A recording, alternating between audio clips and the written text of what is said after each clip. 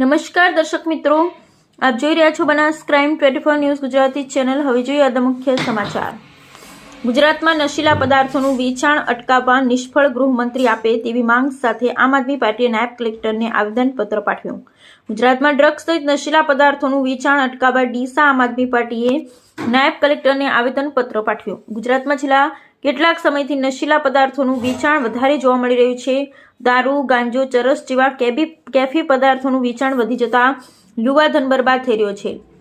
ત્યારે ગુજરાતમાં ડ્રગ્સ વેચાણને અટકાવ માટે સરકાર દ્વારા કરવામાં આવેલ કાર્યવાહીને લઈ આમ આદમી પાર્ટી ગુજરાત દ્વારા અનેક સવાલો ઉભા કરવામાં આવ્યા છે।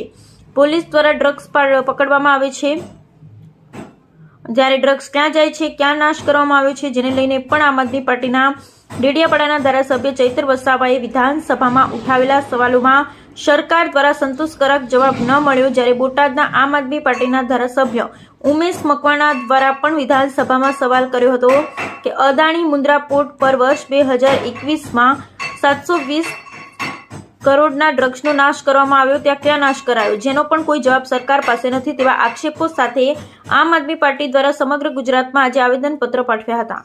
ત્યારે આજે ડીસા આમ આદમી પાર્ટીના કાર્યકારી પ્રદેશ પ્રમુખ ડોક્ટર રમેશભાઈ પટેલની આગેવાનીમાં શહેર પ્રમુખ સુભાષભાઈ ઠક્કર સહિત વોર્ડ નંબર 4ના સદસ્ય વિજયભાઈ દવે સાથે આમ આદમી પાર્ટીના કાર્યકર્તાઓ નાયબ કલેક્ટરને આવેદનપત્ર આપી ઉગ્ર રજૂઆત કરવામાં આવી હતી। ગુજરાતમાં આમ આદમી પાર્ટીના ડેડિયાપાડાના ધારાસભ્ય ચૈતર વસાવાએ અવારનવાર ભરૂચ, અંકલેશ્વર સહિત સુરત જીઆઈડીસીઓમાં ચાલતા ડ્રગ્સના કારોબારને રોકવા માટે અરજી કરી અને પોલીસ વડાને પોલીસ કર્મચારીના 35 જેટલા વિડીયો પણ બનાવાયા છે, જેમાં તેઓ દારૂના વેપારીઓ પાસે હપ્તો લેવા જાય છે। આવા પુરાવા આપ્યા હોવા છતાં પણ આજ સુધી કોઈ પોલીસ અધિકારી કે દારૂના વેપારી પર કાર્યવાહી કરવામાં આવી નથી। ડ્રગ્સના કેસમાં પણ હંમેશા નાની માછલીઓને પકડવામાં આવે છે, પરંતુ કોઈ મોટી માછલીઓ પકડવામાં આવતી નથી, જેને કારણે ડ્રગ્સનો વેપાર દિવસે અને દિવસે વધી રહ્યો છે। આ તમામ ઘટનાઓ સરકાર અને પોલીસની સામે ઘટી રહી છે, તેમ છતાં પણ કોઈ કાર્યવાહી કરવા માંગતા નથી, જેના કારણે અમને શંકા જાય છે કે ક્યાંક ને ક્યાંક ડ્રગ્સ માફિયાઓ ગાંધીનગરમાં કમલમ સુધી પોતાનો હપ્તો પહોંચાડતા હશે તો આમ આદમી પાર્ટી દ્વારા નશીલા પદાર્થોનું વેચાણ અટકાવવામાં નિષ્ફળ સાબિત થયેલ ગૃહમંત્રી રાજીનામું આપે તેવી માંગ સાથે મુખ્યમંત્રીને સંબોધી નાયબ કલેક્ટરને આવેદનપત્ર પાઠવ્યું હતું। Bureau report Haresh Thakkar.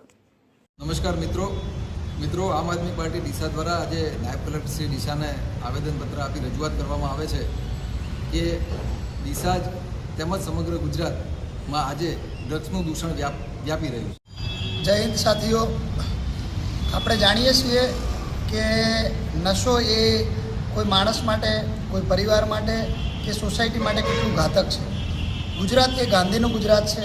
આપણે છેલ્લા ઘણા વર્ષોથી અવારનવાર સમાચાર જોઈએ છીએ કે અહીંયા દારૂ પકડાણો, અહીંયા આટલા કરોડનો દારૂ પકડાણો, લઠ્ઠાકાંડ થયો। આ બધા તો અવારનવાર આપણે છેલ્લા 10-15 વર્ષથી ભારતીય જનતા પાર્ટીના શાસનમાં ટેવાઈ ગયા હતા કે ભાઈ આ બધું તો ચાલે જ છે। બનાસકાંઠા એ બોર્ડર પર આવેલું જિલ્લો છે, એમાંય આપણે રોજ છાપાઓમાં કટિંગ જોઈએ છીએ કે આ માણસોની લાઈનો ચાલે છે। હમણાં લગભગ ઘણા બધા નેતાઓએ પણ કમ્પ્લેન કરી એસપીને કે ભાઈ અહીંયા દારૂ વેચાઈ રહ્યું છે, ખુલ્લેઆમ દારૂ વેચાય છે। હવે ગુજરાતમાં, ગાંધીના ગુજરાતમાં એક નવું નજરાણું આવ્યું છે ડ્રગ્સના પણ છેલ્લા 3-4 વર્ષથી આપણે જોવા જઈએ તો ઘણા બધા સમાચારો આવે છે કે મુન્દ્રા પોર્ટ પર ડ્રગ્સ પકડાણું, ભરૂચમાં એક ફેક્ટરીમાં કોકેઇન પકડાણું, ક્યાંક સ્મેકની વાત આવે છે, ક્યાંક એમડીની વાત આવે છે। એનો મતલબ એમ થાય છે કે જે રીતે ઉડતા પંજાબ હતું એમ ક્યાંક ને ક્યાંક આ ગુજરાત, જે ગાંધીનું ગુજરાત છે, ઉડતા ગુજરાત બનવા જઈ રહ્યું છે। અને ડ્રગ્સ એ બહુ ઘાતક વસ્તુ છે। આપણે જોઈએ કે ભાઈ દારૂ હોય કે બીજા કોઈ એવી વસ્તુ હોય, એમાં લોકોને અનુકૂળતા પ્રમાણે, મતલબ કે દારૂનું હોય ત્યારે જાહેરમાં એ લોકો નહીં કરી શકતા, પણ ડ્રગ્સ એક એવી વસ્તુ છે કે જે તમે સિગરેટમાં કોઈને ખબર જ ના પડે કે માણસ ડ્રગ લે છે, નાના ગલ્લાઓ ઉપર વેચાય છે। આમ જોવા જઈએ તો અત્યારે આપણે ડીસામાં ઊભા છીએ તો ડીસાના પણ એવા બધા સમાચારો અને એવી બધી કમ્પ્લેનો ઘણા બધા નાગરિકોની આવે છે કે ભાઈ અમારી સોસાયટીમાં ગલ્લાઓ, એટલે કે સિગરેટ, પાન મસાલાના જે ગલ્લાઓ છે ત્યાં પણ ડ્રગ્સ વેચાય છે। તો અમારી આજે આમ આદમી પાર્ટી બનાસકાંઠા વતી હું ડૉક્ટર રમેશ પટેલ, અમારા સાથી મિત્ર વિજયભાઈ દવે, સુભાષભાઈ ઠક્કર તથા સમગ્ર આમ આદમી પાર્ટીની ટીમ ડેપ્યુટી કલેક્ટરને આમ આદમી પાર્ટી આવેદનપત્ર આપી અને વિનંતી કરે છે કે ભૂપેન્દ્રભાઈ પટેલ અને ભારતીય જનતા પાર્ટીની સરકારને જો યુવાનના ભવિષ્યની ચિંતા હોય, આ ગુજરાતને ઉડતા ગુજરાત બનતું બચાવવું હોય તો આ આવેદનપત્ર થકી વિનંતી કરીએ છીએ કે જ્યાં પણ ડ્રગ્સ વેચાય છે, જે પણ લોકેશનો છે એ તમને ખબર છે, કારણ કે સરકાર વગર કંઈ શક્ય નથી.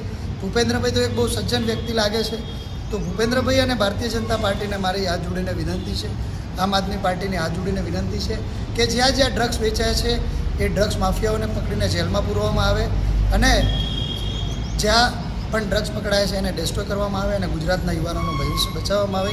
એ મારી હાથ જોડીને વિનંતી છે. જય હિન્દ.